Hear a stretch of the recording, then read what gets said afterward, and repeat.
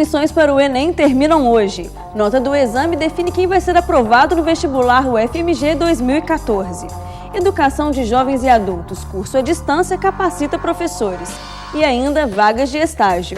O Circuito UFMG está no ar.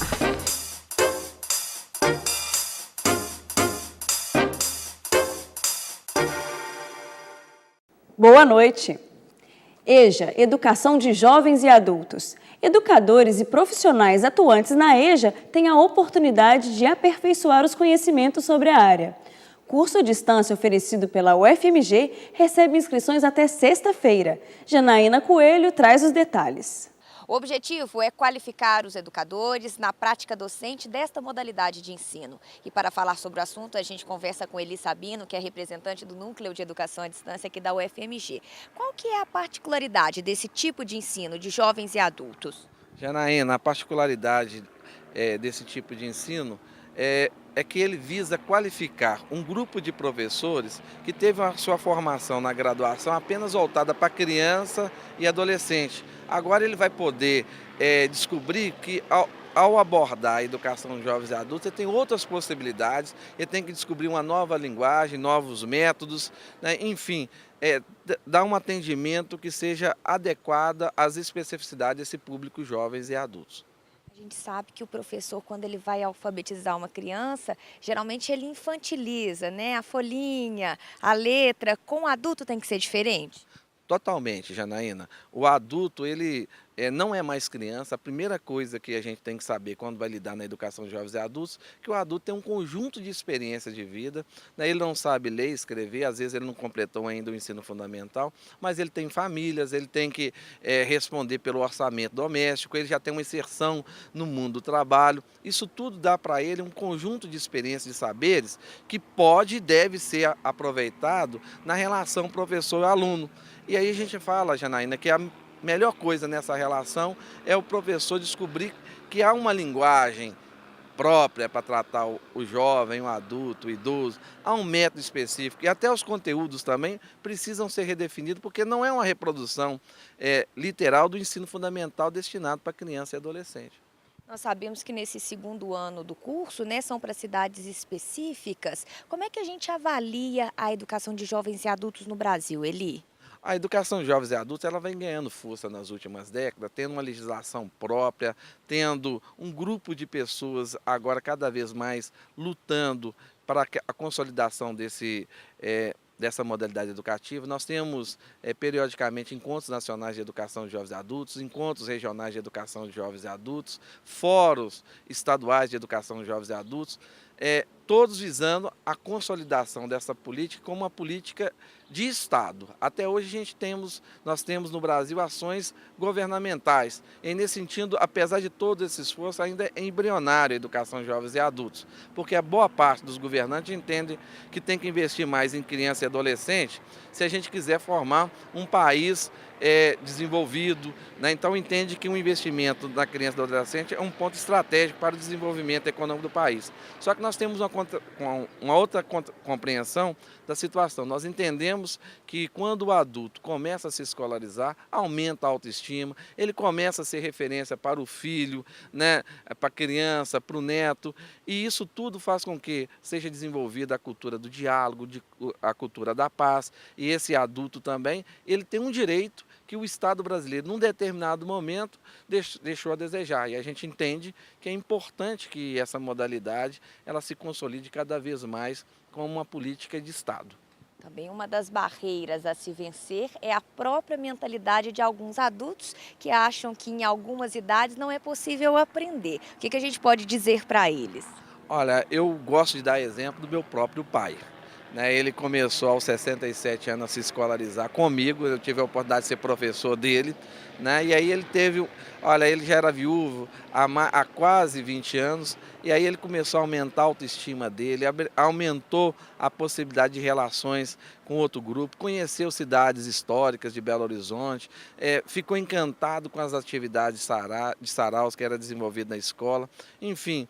O adulto, quando ele começa a se escolarizar, ele percebe que o direito que foi negado, né, agora ele não vai abrir mão, porque é algo fundamental para que ele se insira no mundo de uma maneira mais plena, né, e aí ele exercer a cidadania dele de uma maneira mais efetiva. Então eu diria que o adulto, quando retorna à escola, aumenta a autoestima, até a saúde dele aumenta, né? Ok, Eli, parabéns pela iniciativa, muito obrigada pela entrevista.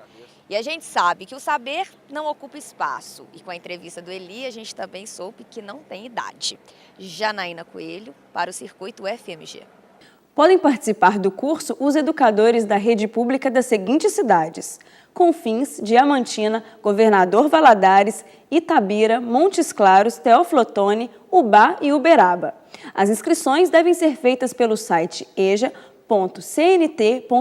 até sexta-feira. Nesta semana é comemorado o Dia das Bandeiras, por isso o Fica a Dica é dedicado ao tema.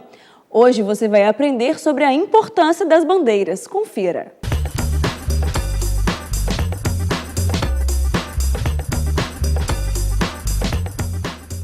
A bandeira nacional, ela não pertence às autoridades, ela pertence ao povo, e houve um tempo, durante a ditadura militar, que havia uma condenação, salvo engano, estavam previstas até penas criminais mesmo, para quem se apropriasse da bandeira de modo indevido, tipo usando para se proteger do frio, ou usando para ir a um jogo de futebol com ela colocada nas costas, o que é claramente um exagero do autoritarismo, né? A bandeira pertence a todos, então eu não tenho qualquer tipo de restrição ao fato de que torcedores a usem num jogo de futebol, assim como militantes em eventos políticos coloquem a bandeira nacional ao lado das bandeiras dos seus partidos, né? Esse orgulho nacional, eu acho que ele precisa ser valorizado, embora, obviamente, não precisa ser levado à escala doentia que alguns levam, especialmente os ultranacionalistas. A humanidade é uma só e a bandeira, nesse sentido, marca um estandarte de um segmento dessa humanidade.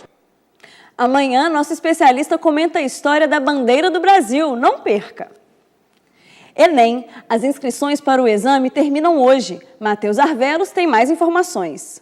De acordo com o Ministério da Educação, o prazo não será prorrogado e o pagamento da taxa de inscrição no valor de R$ 35 poderá ser feito até a próxima quarta-feira. A recomendação do Ministério é que os candidatos não deixem a inscrição para a última hora. O número de inscritos já bateu recorde em relação à edição do ano passado. Até o final desta manhã, mais de 6.300.000 pessoas já haviam feito a inscrição.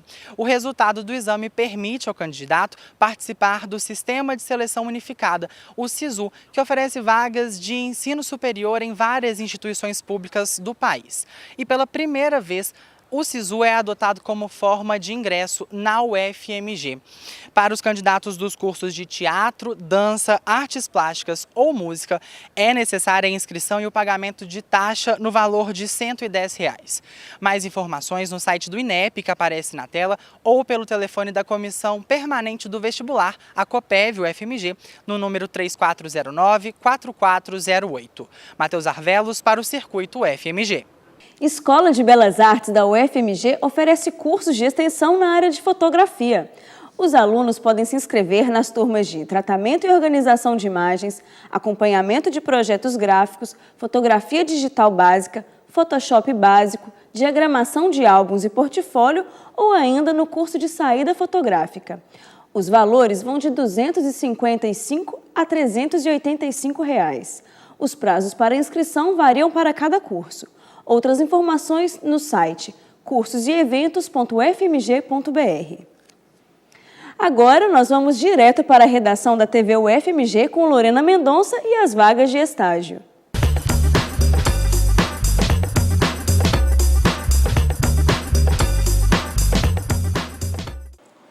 Olá, vamos às vagas desta segunda-feira. Conselho Regional de Contabilidade de Minas Gerais oferece vaga para estudantes de jornalismo. O candidato deve cursar a partir do 5º período. As atividades incluem comunicação interna do Conselho. O valor da bolsa é de R$ 700 mais vale transporte e alimentação. O horário é de 9 da manhã ao meio-dia e 1h30 da tarde às 4h30 da tarde. Interessados podem enviar currículo até o dia 31 de maio para o e-mail direg@crcmg.ufmg.br. colocando vaga de estágio no assunto. Agora uma vaga em criação para alunos de publicidade e propaganda a partir do 4º período. O candidato vai trabalhar com criação e envio de newsletters, desenvolvimento de campanhas publicitárias, materiais gráficos, papelaria empresarial, fechamento de arquivos e manutenção do website da empresa. É necessário ter domínio em pacote Office, Photoshop, Illustrator e InDesign. São 5 horas diárias para uma bolsa de R$ 678, mais vale transporte. Interessados devem enviar currículo com portfólio para cristina.mendes@valia.com. O Hospital Risoleta Neves seleciona estagiários de Relações Públicas para atuar na assessoria de comunicação. É necessário cursar a partir do 3º período. São 30 horas semanais para uma bolsa de R$ 678, mais refeição fornecida pela instituição. Interessados devem acessar o site www.hrtn.fundep.ufmg.br e cadastrar seu currículo na aba Trabalhe Conosco ou enviar para estágio@hrtn.fundep.ufmg.br. Por hoje é só, na quarta-feira eu volto com mais vagas de estágio. Até lá! Alunas da Faculdade de Filosofia e Ciências Humanas da UFMG foram premiadas em eventos acadêmicos. A dissertação de mestrado Direitos Humanos e Suas Justificativas na Mídia, de autoria de Vanessa Veiga, foi reconhecida com menção honrosa no Prêmio de Melhor Dissertação pela Associação Brasileira de Pesquisadores em Comunicação e Política. A outra aluna premiada é Edna Miola, responsável pela tese Sistema Deliberativo e Tensões entre Interesses Públicos e Privados. O trabalho de Edna recebeu menção honrosa como melhor tese pela Associação Nacional dos Programas de Pós-Graduação em Comunicação. As duas pesquisadoras fazem parte do Grupo de Estudos em Mídia e Esfera Pública, coordenado pela professora Roseley Maia. O site do grupo é o fafiche.ufmg.br. O Circuito UFMG termina agora. Uma boa noite e até amanhã.